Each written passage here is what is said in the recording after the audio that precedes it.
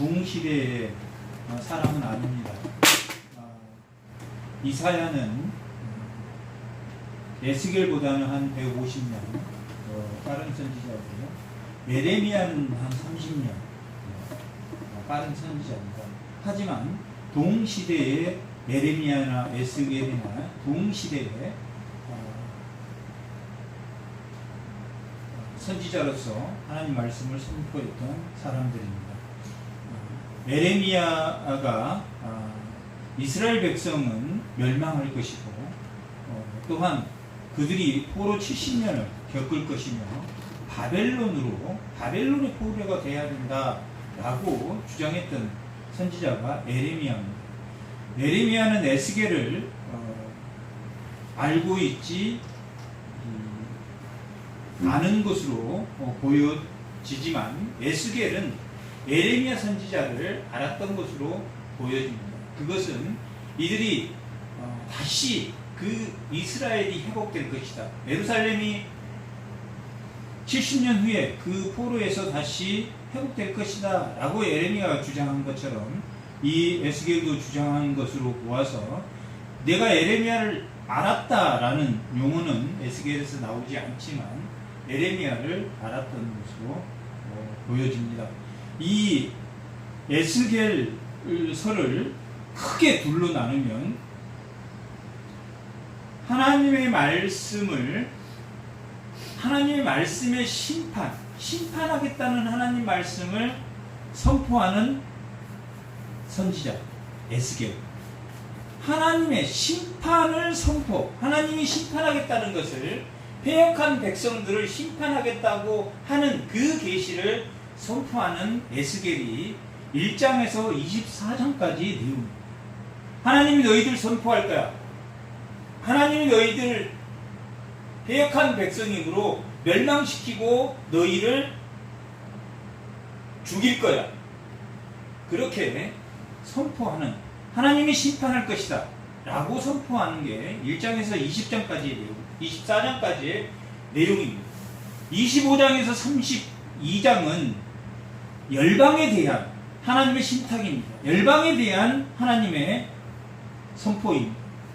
또한 33장에서 마지막 48장까지 33장에서 마지막 48장까지가 파수꾼으로서의 하나님의 선포, 하나님의 말씀을 선포하는데 파수꾼의 역할을 하는, 하나는 심판의 선지자로서의 역할, 또 하나는 파수꾼으로서의 선지자의 역할을 나타내고 있습니다. 그런데 1장에서 24장까지가 심판에 대한 메시지를 전하는 에스겔이라면 오늘 본문의 제목이 파수꾼입니다. 파수꾼은 33장에서 마지막 장까지가 파수꾼에 대한, 하나는 예루살렘을 심판하겠다, 또 하나는 너희들을 지키겠다, 보호하겠다, 회복하겠다. 파수꾼이라는 것은 지키고 보호하고 그 자기 백성들을 보호하기 위해서 파수를 하기 때문에 그런 역할, 다시 너희를 회복시키겠다, 다시 너희를 지키겠다, 하나님이 하시는 그 파수꾼으로서의 계시를 24장까지는 하나님이 심판하시겠다고 하는 그 선지자의 역할에서 오늘 이 파수꾼이라는 그 용어가 나오는 것은 하나님의 심판이 목적이 그들을 심판해서 죽이려고 하는 것이 아니라 그들을 회복시키는, 파수하기 위한 것이다 하는 것을 여기서 이 심판의 메시지에서 이 파수꾼으로서의 선지자의 역할을 하고 있다 하는 것을 보여주고 있는 말씀입니다. 1장에서 3장까지는 예레미야가 하나님에게서 말씀을 받아서 하나님이 심판하겠다는 그 선포를, 그 메시지를 패역한 예루살렘의 유다의 백성, 이미 북이스라엘은 멸망했기 때문에 남은 유다의 백성에게 너희 패역한 백성인 너희를 반드시 하나님이 죽이겠다라는 단어를 쓰고 있는데 한번 찾아보겠습니다. 3장 19절 한번 읽어보겠습니다. 내가 악인을 깨우치되 그가 그의 악한 마음과 악한 행위에서 돌이키지 아니하면 그는 그의 죄악 중에서 죽으려니와 너는 내 생명을 보존하리라. 하나님이 악인이나 의인이나 듣든지 아니 듣든지, 악인이 듣든지 아니 듣든지 하나님 말씀을 선포하고, 의인이 그 하나님 말씀을, 심판의 메시지를 듣든지 아니 듣든지 말을 하라. 그렇게 말할 때 그들이 들으면, 회개하면 파수꾼의 역할을 하는 것이고, 듣지 않고 죽으면 심판의 선지자의 역할을 하게 되는 것이다. 하지만 그 메시지 속에는 심판, 죽이기 위한 것이 아니라 그 생명을 보존하기 위한 파수꾼의 역할이 있다 하는 것을 보여주는 내용이 오늘 본문의 내용입니다. 오늘 이 에스겔 선지자가 파수꾼의 역할을, 파수꾼으로서의 그 선지자, 하나님의 심판의 선포를 전하는 선지자로서 그 역할을 감당하게 되는데, 이 에스겔이 하나님께서 직접 그 에스겔을 하늘문을 열어서, 예수님이 하늘문을 열어서 요한에게 하늘의 보좌를 보여준 것처럼, 요한계시록 1장에 보면 하나님이 하늘문을 열어서 요한에게 직접 하늘의 보좌를 보여주고 하늘의 음성을 들려주고 가르쳐서 그 계시를 전하도록 한 것처럼, 이 에스겔에게 하늘을 열어 하나님이 어떤 분이신가, 하나님이 어떤 분이신기에 너를 파수꾼으로 세워서 심판의 메시지를 전하는 선지자로 세워서 너를 하나님이 보내는지, 소명을 줘서 그 일을 감당하게 하는지 하는 그것을 알게 하기 위해서 이 에스겔 1장은 하나님은 이런 분이야 라고 소개하는 게 이 에스겔 1장입니다. 하늘을 열어서 에스겔 1장 1절을 보면 한번 읽어보겠습니다. 30째 해 넷째 달 초 닷새에 내가 그발강가 사로잡힌 자 중에 있을 때에 하늘이 열리며 하나님의 모습이 내게 보이니, 하나님의 모습을, 하나님이 직접 하늘을 열어서 누구를 초대했습니까? 에스겔을 초대해서 하늘 보좌를 보여줍니다. 하늘 보좌를 보여준 이유가 뭡니까? 하나님은 이런 하나님이에요.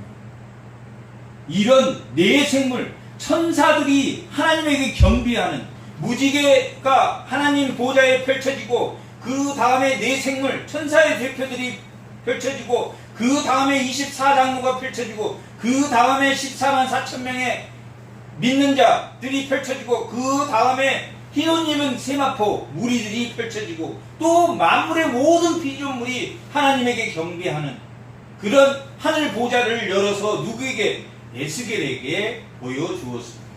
왜 보여주었습니까? 너가 이 일을 하는데 내가 예루살렘 유다의 패역한 백성에게 너를 보내는데 너가 충분히 나를 믿고 나아가면 감당할 수 있다. 어떠한 것이라도, 어떠한 고난이라도, 어떠한 환락 가운데에서라도 너가 하나님을 바로 알면, 내가 어떤 하나님이라는 것을 알면, 무지개가 펼치고 내 생물이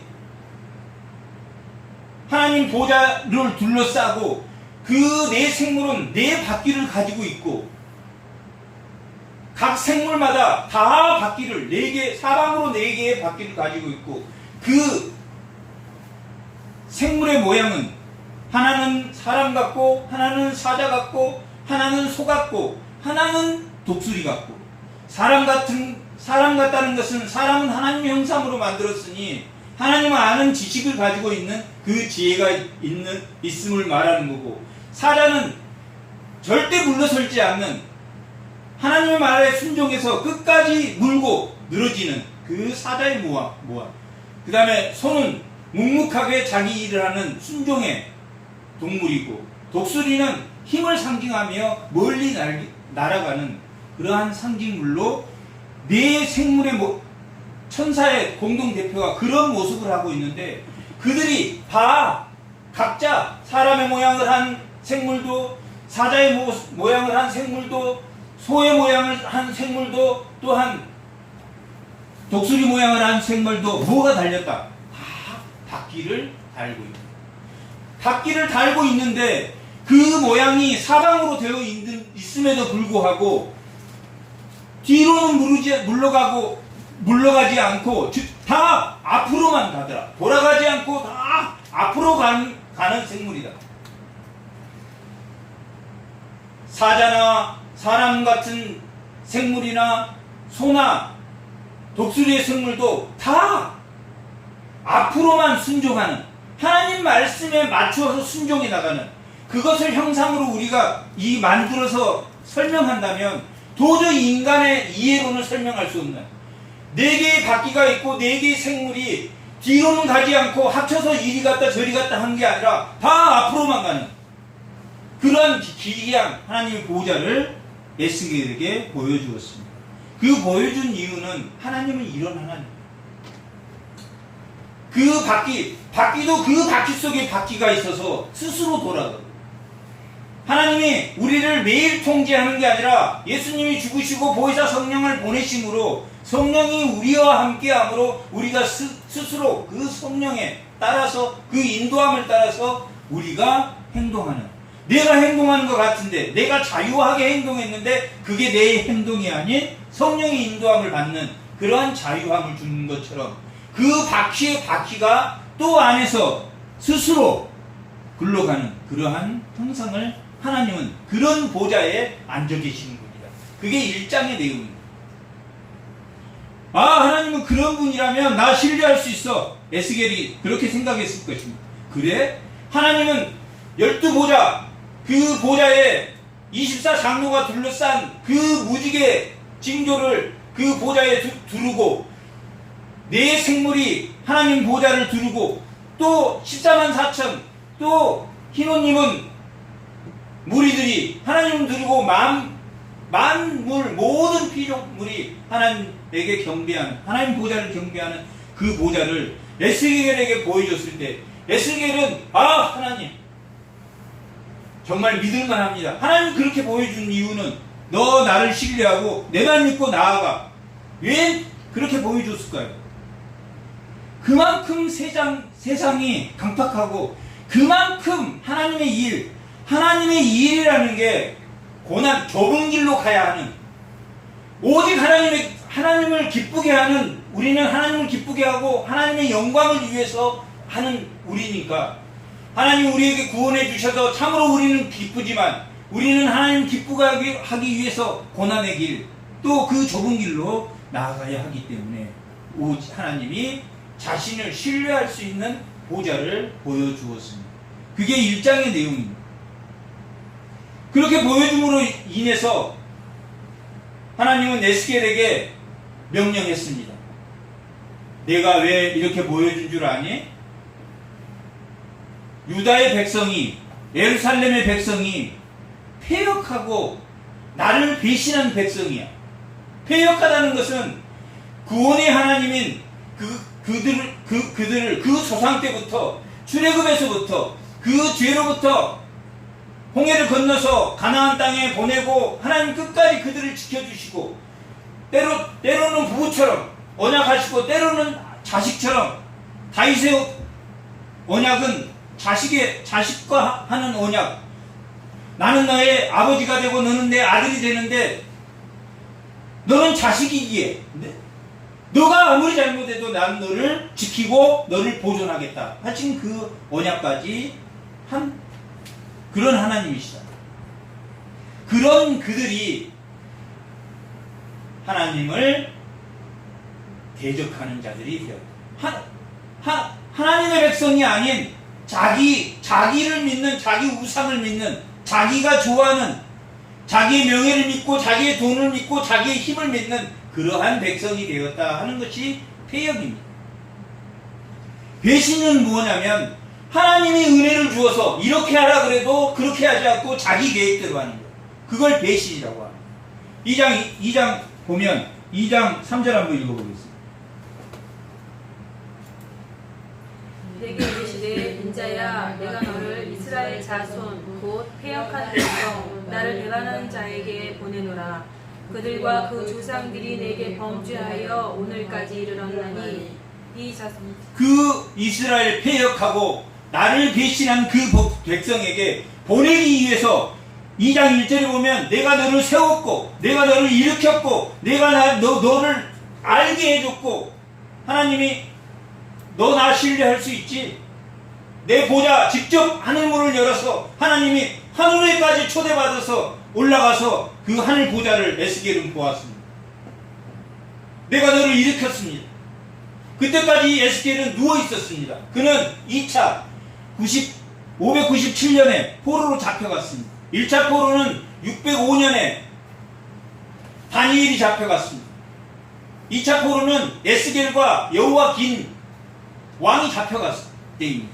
그리고 잡혀가서 포로로 가서 그날 강가 그 대운하 공사하는 그 공사장에서 중노동을 하고 있을 때입니다.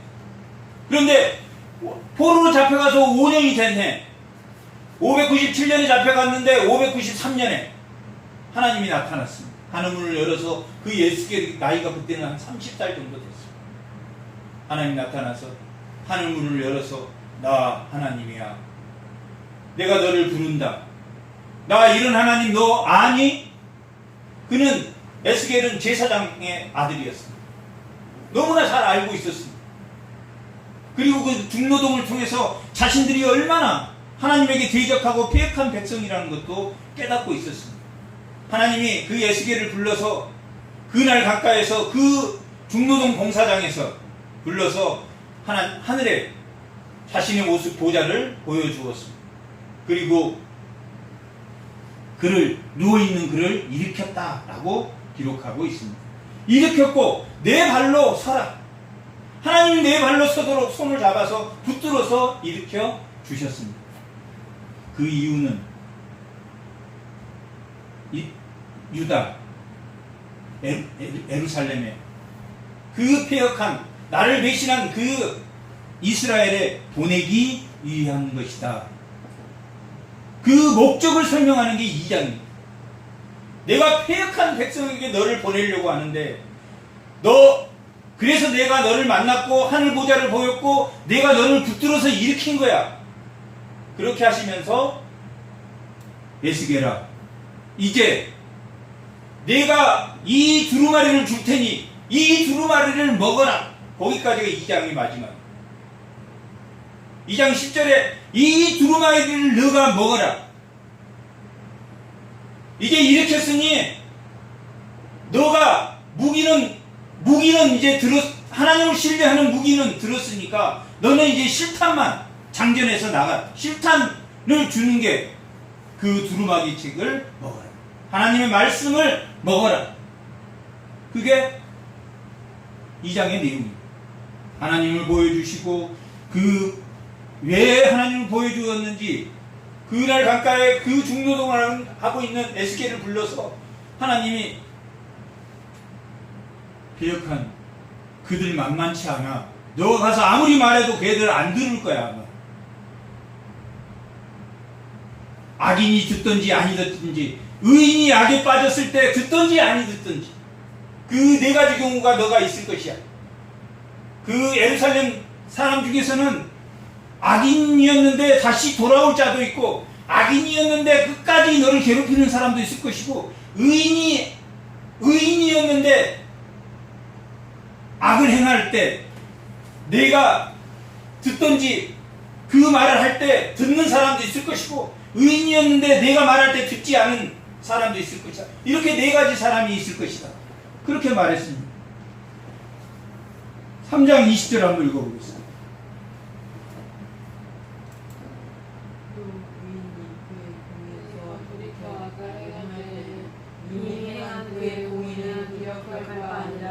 내가 그 앞에 거치는 것을 들면 그가 죽었으니 이는 내가 그를 깨우치지 않았습니다.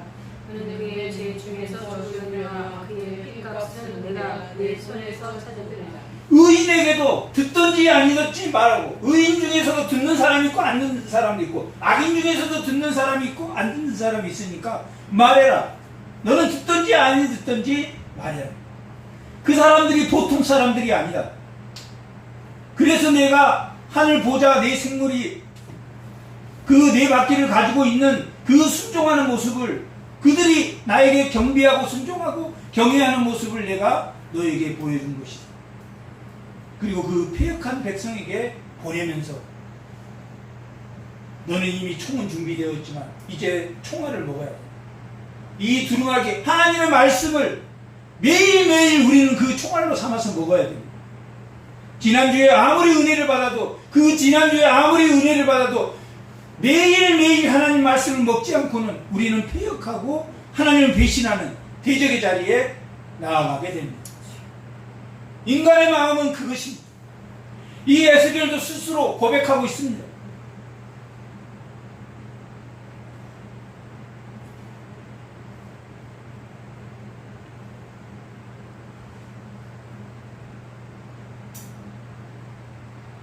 자신이 부족한 게, 자신의 부족을 고백하고 있습니다.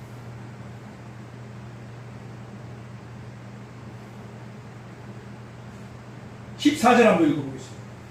주의 영이 나를 들어올려 데리고 가시는데 내가 근심하고 분한 마음으로 가니 여호와의 권능이 힘있게 나를 감동시키더라. 주의 영이 나를 어디까지 그날 갈까?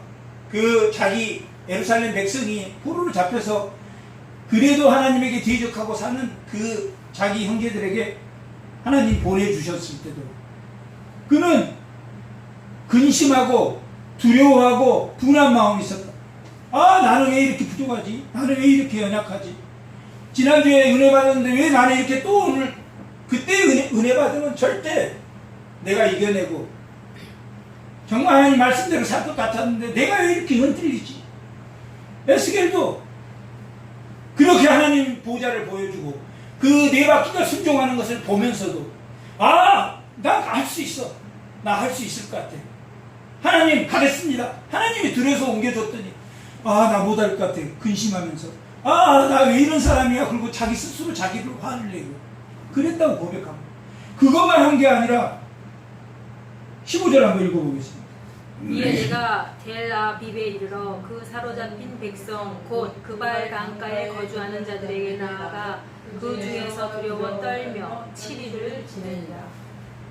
근심하고 아, 나 진짜 형편없는 인간이야. 나 지난주 같았으면 난 자신 있었는데 왜 이럴까? 아, 너무 분하다. 아, 나는 진짜 나쁜 놈인가 봐. 그렇게 하면서 7일 동안 말했다 못했다. 찍소리도 못하고 숨어있어.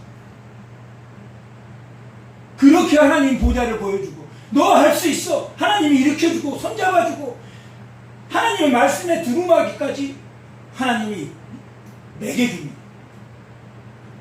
그럼에도 불구하고 근심하고 자기의 부족, 인간이 이렇게 연약하다는 것을 보여주고 있는 말씀입니다.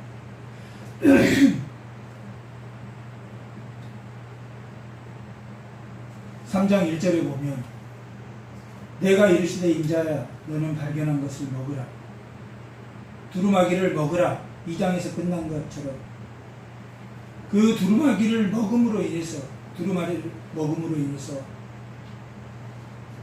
그가 심판의 선지자, 심판을 선포하는 선지자로서 파수꾼의 역할을 하는 선지자로서 그 선지자를 감당할 수 있으므로 그것을 먹으라 했습니다.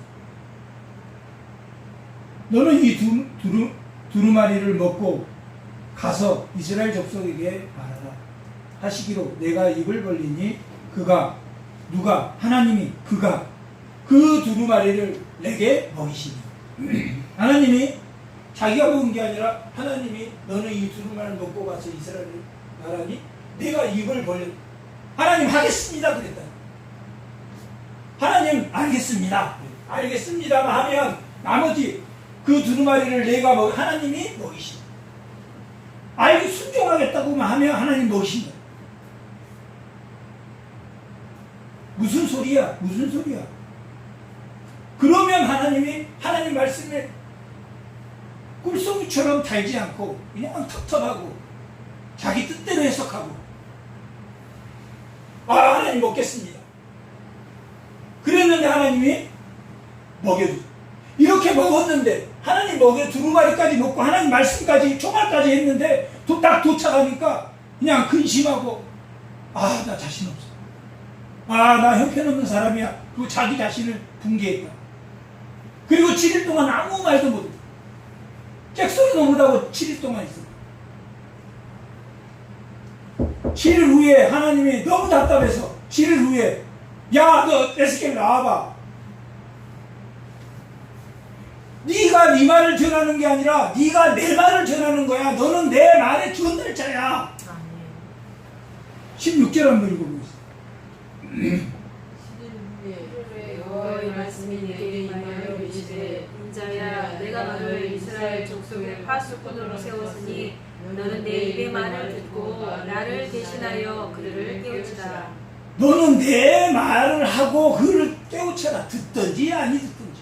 그 중에서 말 안 듣고 너 욕할 사람 듣고 또 그 중에서 네 말 들을 사람도 있으니까 너는 무조건 그냥 너를 전하는 게 아니야. 7일 동안 그렇게 고민했지. 너를 고민한 게 아니라 너는 내 말을 전하면 돼. 이렇게 하나님이 3장 3절 내게 이르시되 인자야 내가 내게 주는 이 두루마리를 내 배에 넣으며 내 청자에 채우라 하시기에 내가 먹으니 그것이 내 입에서 달고 꿀 같더라. 왜 달고 꿀 같았겠습니까? 순종했습니다. 어떻게 순종했습니까? 1장 9절 한번 읽어보겠습니다. 1장 9절 날개는 다 서로 연하여 갈했으며 갈 때는 돌이키지 아니하고 일제히 앞으로 곱게 앞으로만 순종해서 갔다니. 돌이키지 않고 앞으로만 순종해서 갔다.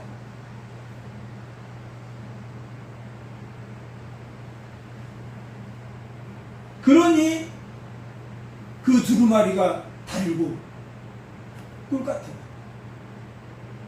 오직 하나님의 말씀에 순종해서 알겠습니다 하나님. 하나님 보여줘 알겠습니다 하나님. 오직 그 날개가 바뀌는 뒤로 가는 법이 없어. 오직 앞으로만 간다. 앞, 뒤, 각자 내 생물이 앞, 뒤, 옆, 오른쪽, 왼쪽 이렇게 있는데 다 앞으로만 간다. 앞으로만. 그러니까 그걸 현상적으로는 설명할 수 없는. 다 이렇게 움직였다, 이렇게 움직였다, 이렇게 움직인 게 아니라 다 앞으로만 순종하고 이렇게만 나와. 그 내 생물이. 내 생물에는 날개가 달려있는데 날개가 6개 달려. 하나는 눈을 가리고 하나는 날 때 쓰는 거고 하나는 발을 가려. 하나는 겸손하게 눈을 가렸고 하나는 순종할 때 파다닥 소리를 내는 것을 순종하는 소리. 그리고 발을 감싸는 것은 하나님이 지시 아니면 하시면 순종하는 거예요. 그 발로 순종해서 그 복음의 발, 복음의 신을 신는 그 네 날개로 된 그룹들입니다. 천사들을 대표한 그 그룹들이 모양은 사자 같지만 날개는 다 6개씩, 위에 2개, 중간에 2개, 그리고 그 날개 속에는 송 같은 것이 또 달려요.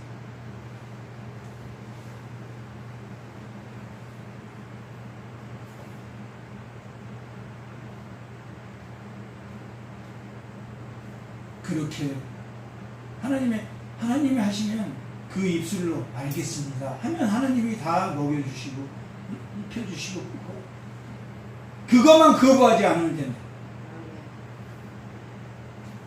우리가 노력해서 가는 것은, 자기가 노력해서 가는 것은 종교야, 종교. 하나님을 찾아가는 것은 종교야, 종교. 불교처럼 하나님이 찾아오실 때 거부하지 않는 게 기독교. 아멘. 하나님은 주시고 주고 가나안 땅도 주고 준 땅에 가는 거고, 주셨는데 안 받겠습니다. 암탉이 자기 알을 품어서 부화하듯이, 그런데 막 그 달걀이 굴러서 밖으로 나가버려요. 그렇게만 안 하면 돼요. 그렇게 하는 게 어떤 백성이다? 패역함. 나를 배신한 백성. 그들은 악인도 의인도 있고, 악인도 돌아올 사람이 있고, 악인도 끝까지 갈 사람도 있고, 의인도 악에 처했을 때 돌아올 사람도 있고, 돌아오지 않을 사람도 있고.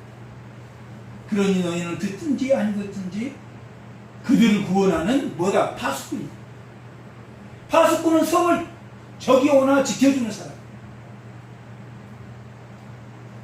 이스라엘 백성을 지키시는 하나님을 설명해 주고 있고, 이 파수꾼 이야기는 33장부터 48장 마지막까지의 내용이 파수꾼에 관한 내용입니다. 33장에서 39장까지가 이스라엘을 회복시키는 것, 40장에서 48장까지가 메시아, 오실 메시아가 완전한 회복을 시키겠다는 것, 이사야서에서 40장에서 55장까지가 회복시키는 이스라엘, 55장에서 66장까지가 메시아, 완전히 오실 메시아에 대한 정의와 공의가 바로 서진 것을 설명하는 것처럼, 이 에스겔도 33장에서 마지막 48장까지가 파수꾼으로서의 그들을 지키시는 하나님, 그걸 선포하는 선지자로서의 역할인데, 이 심판 1장에서 24장까지가 심판을 계시하는 선지자로서 말할 때, 너희를 심판 죽일 거야, 너희 잘못하면 너희 다 멸망시킬 거야, 다 불로 심판할 거야 라고 말한 이유가 뭐다? 돌아오라는. 33장에 나와야 되는 게 왜 3장에 나와 있냐면, 심판의 목적이 돌아오라는 데 있다. 회복시키기 위해서 돌아오라는 데 있지, 하나님이 말 안 들으면 죽일 거야 이런 게 아니라, 하나님이 파수하는, 3장에서 파수하는 하나님, 그걸 선포하는 에스겔을 설명하고 있는 것이죠. 그러니 얼마나 그 말씀이 꿀처럼 달겠습니까?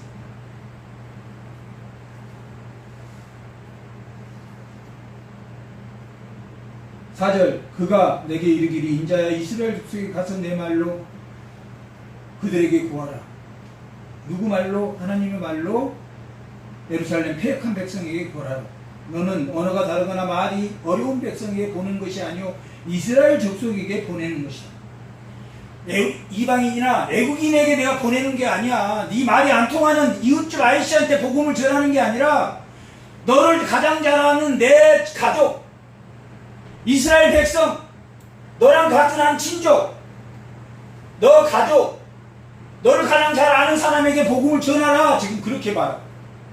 그들이 패역하니 그들에게 먼저, 야, 하나님에게 와야 돼, 말해야 돼. 그렇게 보내는데, 그게 얼마나 힘든 일인가 하고 하나님이 그 다음에 설명하고 있어요. 사실은 이방인에게 만약에 네 알고 있는 네 친족이나 네 자녀나 네 가족에게 그걸 복음을 전하는 것처럼 다른 사람에게 했다면 그 이방인이 아마 믿어줄 거야. 그렇게 봐. 그러니까 패역한 자기 아는 사람에게 복음을 전하는 게 더 어렵다 싶다. 더 어렵다고 지금. 6절, 너가 언어를 다르거나 말이 어려워 내가 그들의 말을 알아듣지 못하는 나라에게 보낸 것이 아니라, 내가 너를 그들에게 보냈다면 그들은 정녕 내 말을 들었다. 외국인에게, 차라리 모르는 사람이 말이 안 통해도 내가 지금 내 알고 있는 사람에게 복음을 전했다면, 모르는 사람에게 그렇게 노력해서 내 시킨 대로 했다면 그들은 돌아왔습니다. 예수님이 어디에 복음을 제일 많이 전했습니까? 가버나움과 베나다와 고라신과 베세다와 가버나움, 그 세 군데, 예수님이 태어난 나사렛 제일 가까운데 복음을 제일 예수님이 많이 전했는데 그들이 제일 안 믿었습니다.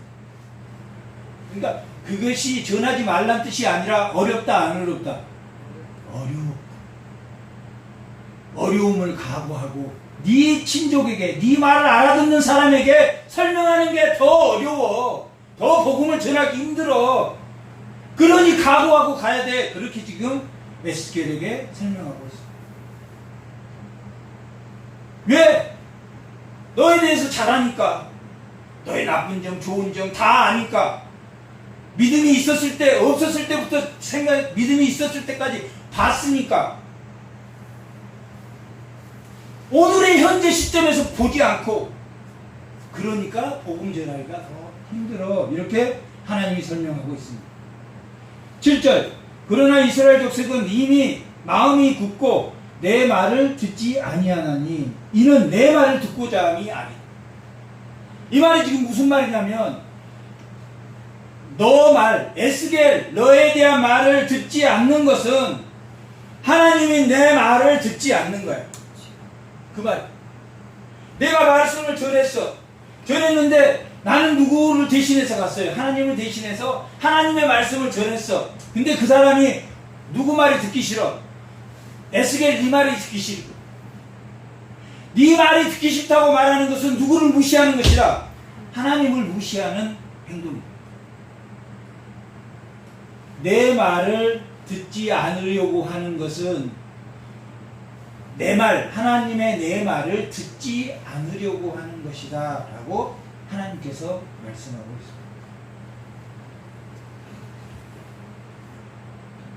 있습니다. 8절. 보라, 내가 그들의 얼굴을 마주보도록 내 얼굴을 굳게 하였고 그의 이마를 마주보도록 내 이마를 굳게 하였다. 그들을 이길 수 있도록 하나님 내 얼굴을 금강석처럼 단단하게 하셨다. 하나님의 말씀을 선포할 수 있도록 그 사람이 네 얼굴에 침을 받든 아니면 너를 모욕하든 아니면 너를 우습게 여기든 하나님이 내 얼굴을 금강석, 하나님 제가 이겨낼 수 있도록 제 얼굴을 금강석처럼 만들어 주신다고 하셨으니 그 말씀대로 내 말, 하나님 그보다 더 단단하게 얼굴을 해주시고 그의 이마, 그의 마음으로 마음이 굳었고 귀가 굳어서 듣지 않으려고 하니 저를 담대하게 그 사람보다 담대할 수 있도록 하나님 금강석처럼 해주신다고 했으니 해주세요. 그렇게 기도할 수.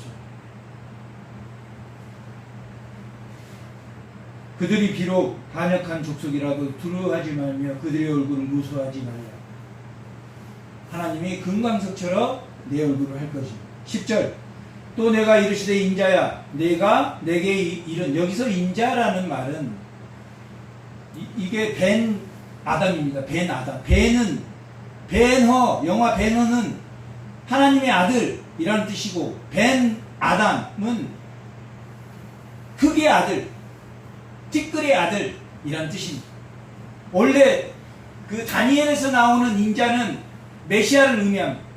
여기서 이 에스겔을 인자라고 하는 것은 보잘것없는 나에게, 그런 뜻입니다. 다니엘에서 나온 7장 13절에서 나오는 인자는 메시아를 정말 메시아께서 성육신으로 인간의 모습으로 오실 인자를 말하는 것이고, 여기 인자는, 여기 에스겔에서 나오는 인자의 모든 뜻은 보잘것없는 나에게, 이런 뜻으로 해석하시면 됩니다. 내게 이르시되 인자야 내가 내게 이를 모든 말은 너는 마음으로 받으며 마음에 할례하며 귀로 듣고 귀를 할례해서 사로잡힌 내 민족에게 가서 그들이 듣든지 아니 듣든지 고하여 이르기를 주 여호와의 말씀이라 하라. 이렇게 설명하고 있습니다. 12절. 때에 주의 영이 나를 들려 올리시는데 내가 내 뒤에서 크게 울리는 소리가 들으니 찬송할지어다. 여호와의 영광이 그의 초소로부터 나오는도다 하니, 이제 하나님이 자기를 들어서 에스겔을 들리니 자기가 하늘에 붕 떠질 것 같았습니다. 그런데 갑자기 찬송 소리가 들렸습니다. 그리고 뭔가 소리가 막 들렸습니다. 자기 두루마리도 하나님께서 먹여주시고 이제 모든 이제 하나님의 심판의 메시지를 선포할 그러한 준비가 되었습니다. 그래서 들리는데 생물이라는 자체, 내 생물이라는 것은 무엇입니까? 살아있는 걸 의미합니다. 살아 역사하시는 하나님의 종들, 살아있는, 바퀴도 뭡니까? 움직이는, 다 살아있는 것을 의미합니다. 살아있다라는 것은 순종이냐 순종하지 않은 불순종이냐. 그런데 날개짓을 한다는 것은 뭘 준비가 돼 있다? 순종의 준비. 순종의 소리가 막 울렸습니다. 찬양 소리가 나면서 그 소리가 났는데 그 생물이 날개가 서로 부딪히는 소리, 날개가 드디어 뭐 할 준비가, 날 준비가 돼요. 순종할 준비가 돼요. 생물의 곁에 바퀴 소리가 들렸다. 바퀴도 움직이는 순종의 소리, 순종하겠다는 그 순종. 이들을 움직이면 앞으로만 간다고 그랬습니까? 뒤로도 빠꾸 한다고 그랬습니까? 무조건 앞으로만 가요. 순종해서 나아가는 모습을 보여주고 있습니다.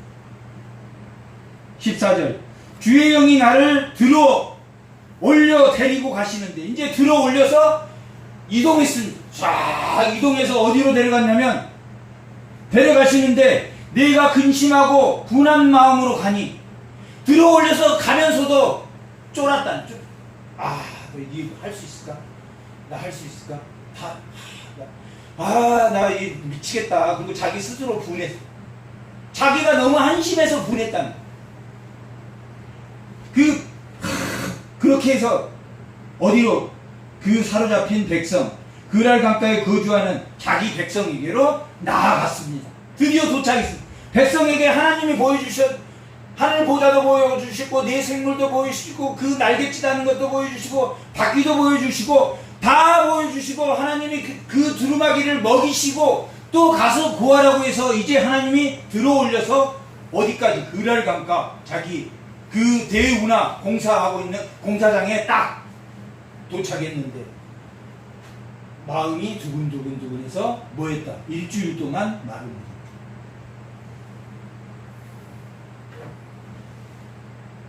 16절, 7일의 여호와의 말씀이 내게 임하여 이르시되, 인자야, 내가 너를 이스라엘 족속의 파수꾼으로 세웠으니 너는 내 입의 말을 듣고 나를 대신하여 그들을 깨우라. 그들을 깨우라. 네가 깨우는 게 아니라 내가 깨우는 내 말을 들고 나가서 너는 내 말만 해라. 그렇게 깨웠습니다. 그렇게 이 에스겔은 이 이후에 4장에서 7장까지는 하나의 징조를 보여요. 토판을 갖다가 토판은 갖다 그 흙을 예루살렘 성까지 싸서 예루살렘이 무너지는 그러한 모든 징조를 보여주고, 유다와 예루살렘이 멸망하는 24장까지 멸망하는 것을 보여주는 그러한 심판의 메시지를 에스겔은 담대하게 전합니다. 그리고 33장에서 마지막까지는 다시 그들을 회복시키는, 이스라엘을 회복시키고 오신 메시아가 완전한 회복을 이루시는 그 메시지를 이 에스겔은 전합니다. 이렇게 파수꾼으로서, 아니면 하나님이 우리를 부르시고 우리에게 주신 소망, 우리에게 주신 소명, 사명, 우리 각자는 다 다릅니다.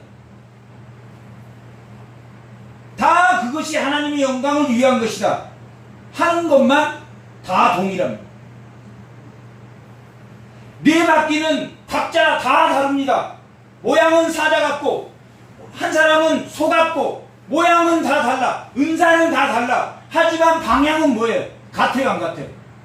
하나님을 영광을 위해서, 하나님을 즐겁게 하고 하나님을 기쁘게 하는 그 영광의 순종은, 모양은 달라도 순종은 같아요. 하나님이 우리에게 주는 은사는 각자 달라. 어떤 사람은 이런 모양으로, 어떤 사람은 이런 모양으로, 각자 다 하나님이 사명하시는 게 있다. 근데 그 사명하는 것이 내가 사자 같던, 내가 사람 같던, 내가 소 같던, 내가 독수리 같던 순종하는 방향은 같다라고 기록되어 있습니다.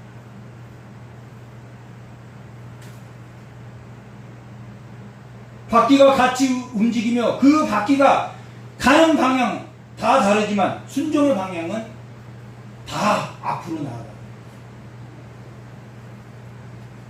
그렇게 바퀴가 굴러. 우리의 사명도, 우리의 순종도 하나님의 그 말씀의 두루마리 앞에, 하나님 먹이신 그 말씀 앞에, 그 말씀이 꿀처럼 달 수 있는 그 순종의 마음으로 입을 벌리면 하나님 우리를 붙들어 줄 때 하나님을 구하고 찾고 두드려서 하나님을 영화롭게 하나님 기쁘게 하는 다 동일한 그 목적 아래서 다 순종에 굴러가는 그러한 살아있는 성도로서의 역사가 이루어지시기를 기원합니다. 아멘. 잠깐 기도하겠습니다.